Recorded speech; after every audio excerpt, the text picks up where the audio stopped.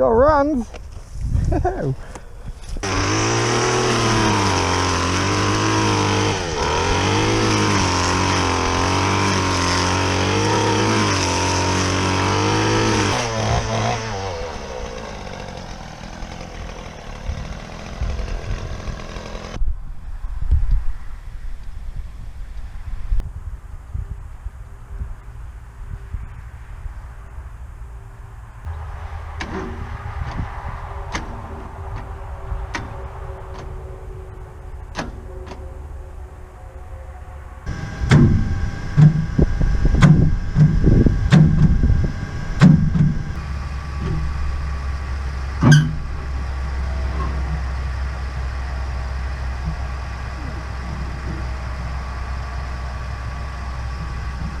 Wow, earlier this spring, after the whole winter, I hit the button on this and it turned over, no problem. It's like, wow, not stuck, survived the winter. And then now a couple months later, looks like we've got a stuck motor on our hands. We'll get her going.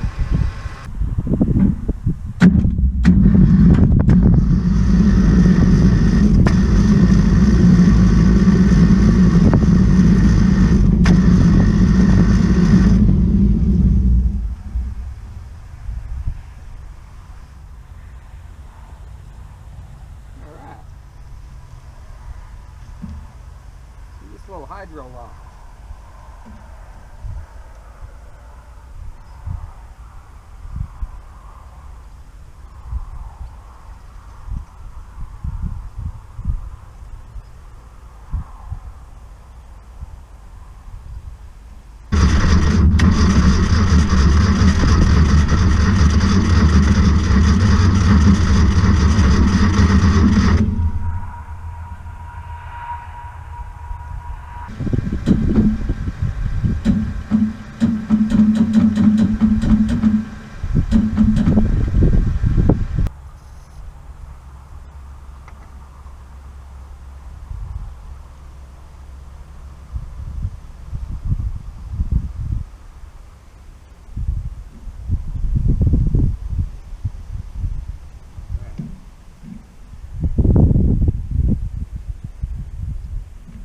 Oil in there, got some oil in there. So it turned over a bit and stuck. I took the plugs out, it turned over no problem. Put the plugs back in and it almost started, and then it stuck again. So I don't know.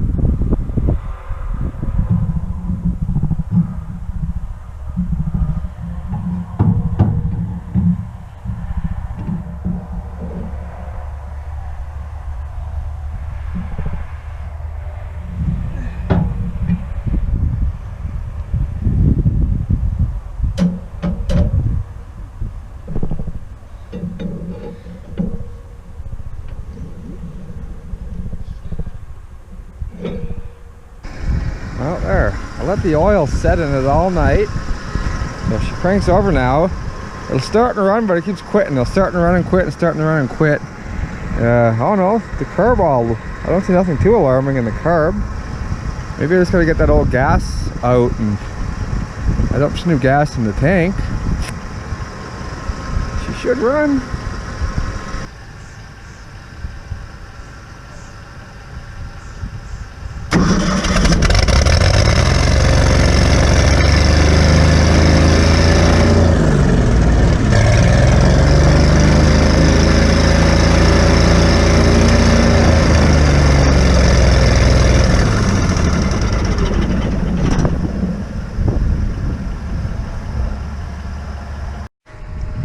the fuel inlet, and there's the needle and seat. I think there's crap in there.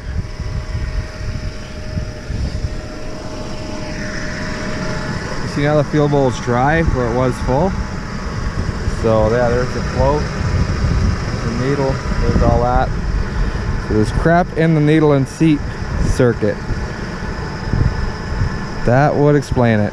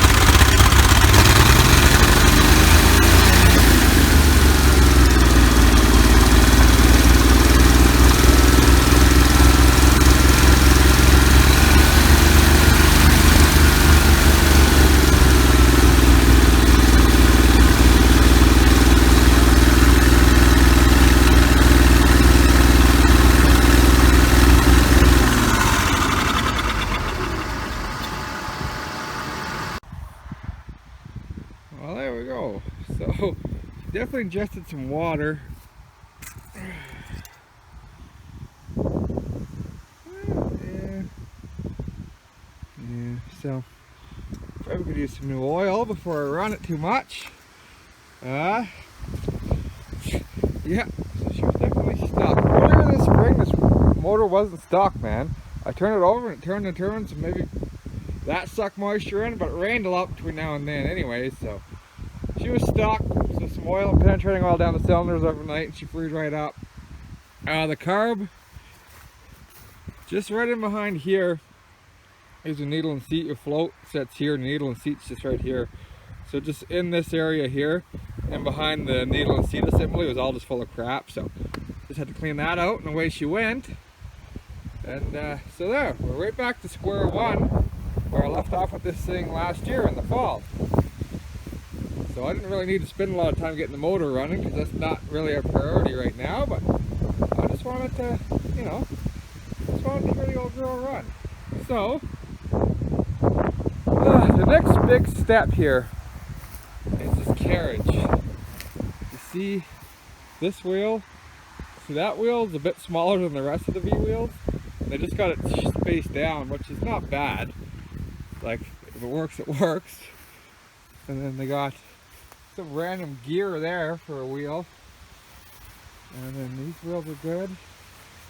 But